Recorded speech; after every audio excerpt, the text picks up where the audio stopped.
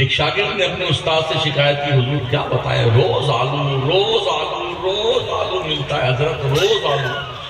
कभी ये गरीबी के दिन हमारे भी खत्म होंगे कि नहीं होंगे? तो उस्ताद ने फरमाया, बेटे जब पढ़ाने लगोगे तब खत्म हो जाएंगे।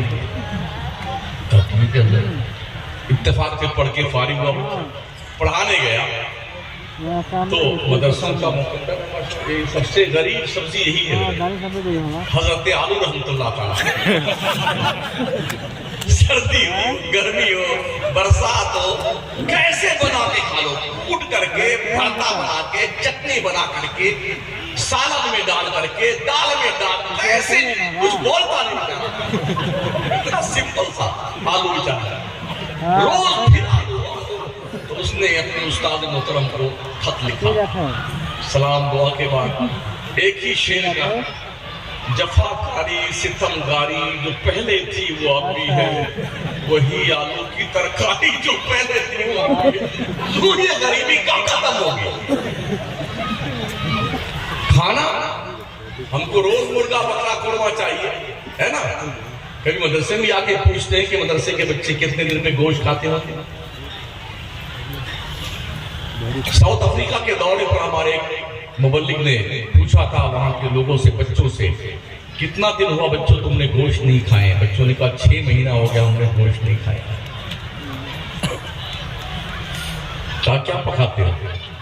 कहा कोई सब्जी उगती है जंगल में, हम लोग उसे जाके तोड़ के लाते हैं, वही सब्जी पका के खाते हैं। इस तरह दीन का काम होता है। कभी पूछो करके इन बच्चों से, यार बच्चे सर्दियों में कांप रहे होते हैं, पढ़ते हैं, वो दीन पढ़ रहे हैं। अगर ये दीन न पढ़े तो तुम्हारा जनाजा कोई पढ़ने वाला नहीं मिलेगा। हाँ, ऐसे टपका दी जाओ बेटे। अभी गए लॉकडाउन में कितने गए, कुल नमाज का पता नहीं जनाजे का, गए जनाब महोदय जी, बगैर गुस्ल के, बगैर कफन के, बगैर जनाजे के जाइए।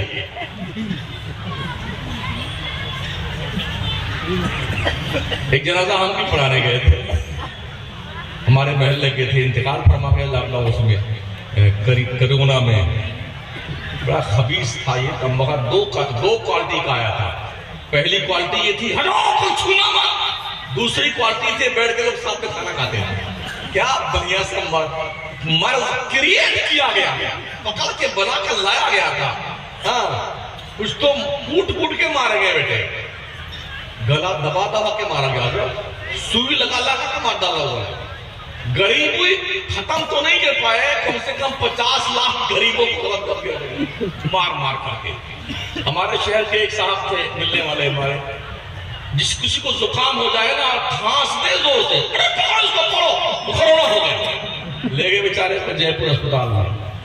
एक दिन एक रात रहे, दूसरी रात आई तो 2 डॉक्टर आपस में बात कर रहे थे, इसको कब तक कराना है।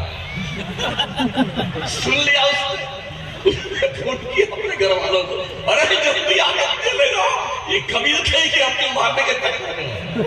ये प्लानिंग थी लोगों की, इतने रुपए कमाए ना डॉक्टरों ने मार करके। इंसान कैसा इंसान दरिंदा बन गया है, अपने जिंदगी की ख्वाहिशात की तकमील के लिए इंसानों की जिंदगी से खिलवाड़ कर दिया। तो वो बेचारा इंतकाल फरमाया तो लेके आए जनाजा, हजरत आप पढ़ा दीजिए। चलो भाई साहब, बड़की वाली गाड़ी थी, 2-3 पुलिस वाले एकदम कूद बने हुए, प्लास्टिक में लपेटे हुए, लगता था शायद ये शमशान से निकल के आए हैं। बंदूक के लिए खड़े हैं, हटो। अगली सीट पर ड्राइवर साहब बैठे हुए थे, पीछे डेड बॉडी थी। हमने कहा जनाब उतर जाओ वरना इसके साथ में तुम्हारी पढ़ा दूंगा।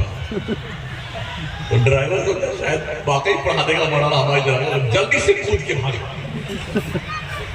जनाजा तो पढ़ा दिया हमने, लेकिन मिट्टी देने की नौबत ये उठाया, जेसीबी से यूं डाला मट्टी से, तो जाओ कहानी खत्म। ऐसा भी हुआ है, शमसुद्दीन गए थे अपने अब्बा की डेड बॉडी लाने के लिए, गंगाराम को थमा दिया।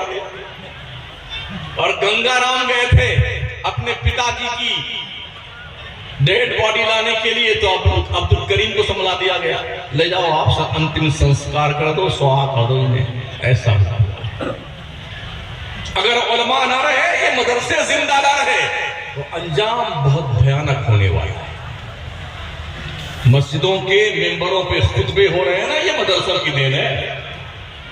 मस्जिदों के मीनारों से अजान की आवाजें आ रही हैं, मदरसों की देन है। पेशानियों में सिजदों का वकार महफूज है, ये